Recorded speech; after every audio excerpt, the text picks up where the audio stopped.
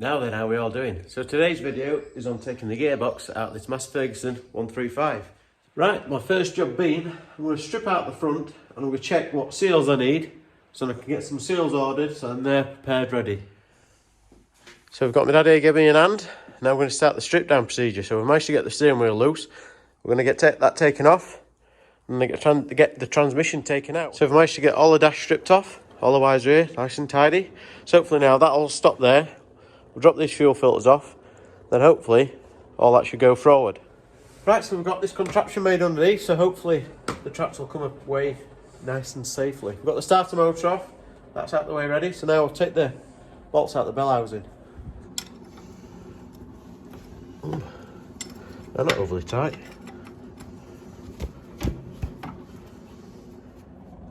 The slight crack just appeared now, so hopefully everything should be in order. Are you tense? No. Good. Oh, I don't know if I've said, but we've chopped the front axle up as well, put some bits of wood in here, stop the front axle tippling. So fingers crossed. So we've got a nice gap appeared now. Just making sure, oh, see we have forgot something. Foot throttle. Take it out, Dad. So she's off. We just got a little bit panicky. It just seemed to be a little bit rocky, so we just put a couple of weights on the front just to make sure. But there we go. She's off. She is off. Next step, we'll have the gearbox out. We've just got the last of the oil running out the gearbox. So now we're going to take the steering box off and let's have a look inside. And as I explained in my other video, sometimes it's quite difficult when you're on your own. You've got no father here tonight. Doing these jobs on your own. So we'll attempt to lift it and film. And there we have it. It's quite oily up on top. I'm going to have to... I've ordered a new gasket. Definitely looks like it needs to be put on, doesn't it, that? There's a fair amount of oil about there. All the foot pedals are off. The brake connections are off. So now hopefully we should be about ready to slacken off these bolts here. So next we're going to have to jack up underneath the back of the tractor. Then very luckily we've got this hoist up above us. So we'll be able to nice and easily lift the gearbox out. My kind assistant has now arrived. So we're chocked up under the back. Safely there. Now the hoist's just taken the weight. There's no more bolts in. So now all we need to do now is don't put your fingers in there, Richard. Is make sure we don't rip the gasket maybe. We have ordered a new one, but you can just see the gasket there stuck to the front and the back. So I'll just run that down there. Softly. Oh, it's going away itself, look. Right. So now, are these foot pedals going to miss? Do you want me to do it in your camera? Oh, we're away. Oh, it's toppling a bit. Well, yeah. So camera weren't recording. So we've got to here now. We'll safely lower it down now in a minute. There we have it. 2 transmissions. So now the plan is the insides of this front half of the gearbox are going in this one. So we're trying to get into this gear here. So we're just taking the selector forks off. Dad's busy in the bottom. He's just winding the bearing off. We've got a flashing light. Oh, there we go. Put 2 screws in, it winds it off, you see. We're getting there, we're getting there. So Dad's busy cleaning this out, the bell housing, make sure it's all nice and clean. I am putting new seals in the input shafts. There's one in there, and then there's one in there too. That's the next job. So this is the old one, slightly damaged now we've got it out.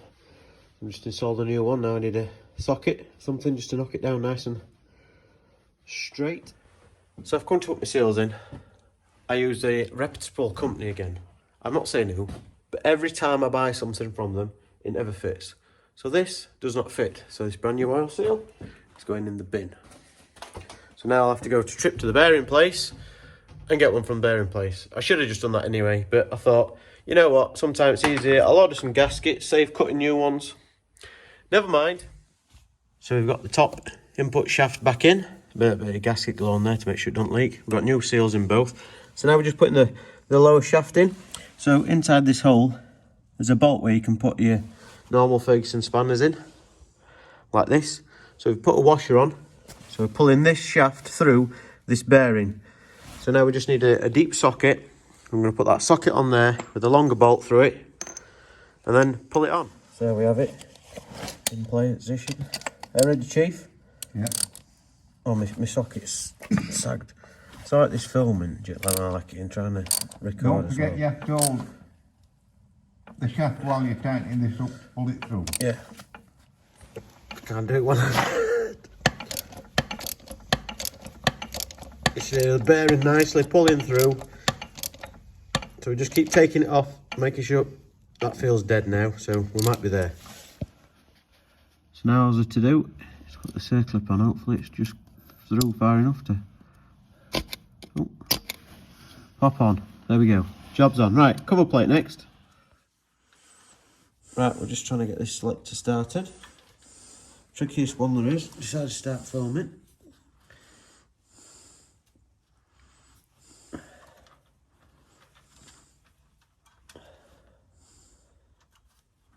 We've got wire on that's making it even more fun.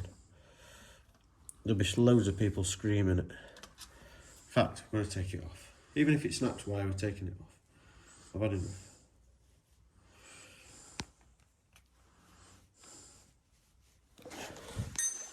We've had enough.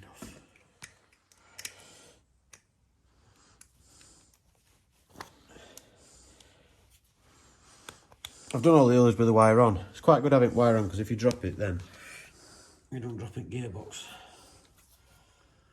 There we go, she's banging it all. Oh, she moved again.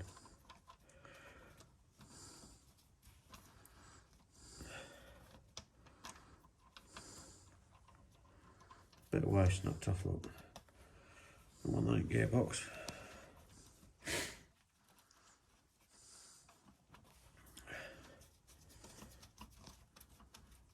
That's it.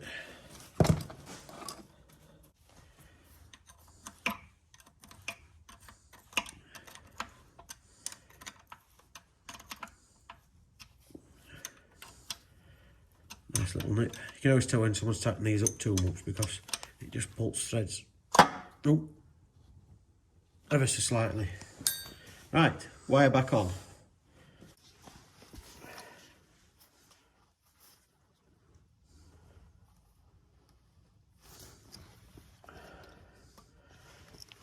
Got it.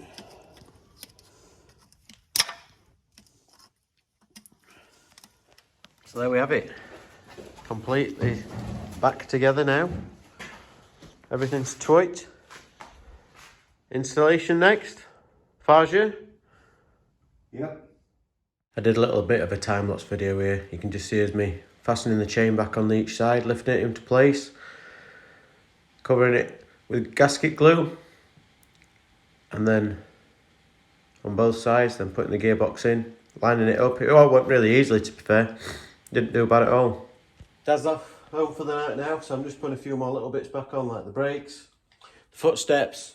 I'm just going to put the gearbox top on now. Making sure that we get the gasket stuck to the top half, not the bottom, because of the detent springs. Yeah. So just got to make sure now that we get the selector forks in correctly. It's probably right, we're just better with two people. But anyway, I'm on my own. Maybe it would have been better that side as well. Perhaps you can tell me. You might be able to see better than me. I'm only amateur, you know. I'm learning as much as you are. She's on, I think. Got a couple of bolts in. There we have it. I've had enough now. It's 10 o'clock. We'll see what tomorrow brings, eh? Right, so the next step is getting this dual clutch in the clutch. So we're going to slowly push it back. Ready? Yeah. Right, just nice and steady. We know it's not quite lined up yet, so we're just going to go back, ease it back, get it somewhere a bit safe. You want to go.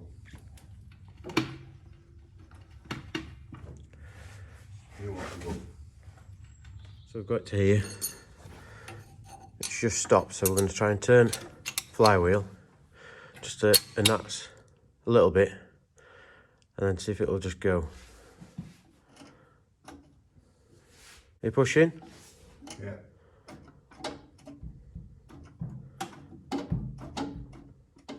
When you're putting these back together, sometimes it'll go straight in, sometimes it won't. So now we've had the verniers out, we've measured exactly on there. So we're going to use this and try and turn it again. I didn't think that were going to go then. Do you know, many a time I've seen messing with one of these before dinner time, spending an hour, going and having lunch, coming back, and it's locking straight home. They can be a bugger, but they can be great. I'm just faffing her out, putting the wires back on. Just got the ammeter lights, the wires to connect next. Just done the fuel gauge. We'll put a couple of fresh fuel filters on now. Got some period ones. Finish it off nicely. Just slowly pumping the fuel through. A moment of truth.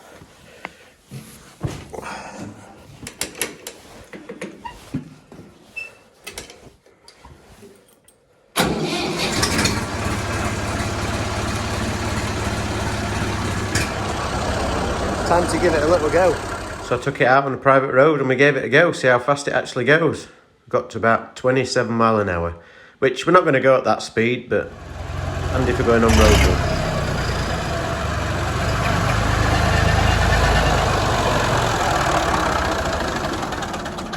What do you think of that, Ben? Was it fast enough? Perfect. Well, she goes like an absolute demon. That's me done. I'm off in for a cup of tea. Well, I thoroughly enjoyed that for a little project I did. I hope you did. If you did, hit the like button for me. If you like what you see, give us a follow. Thank you very much for watching.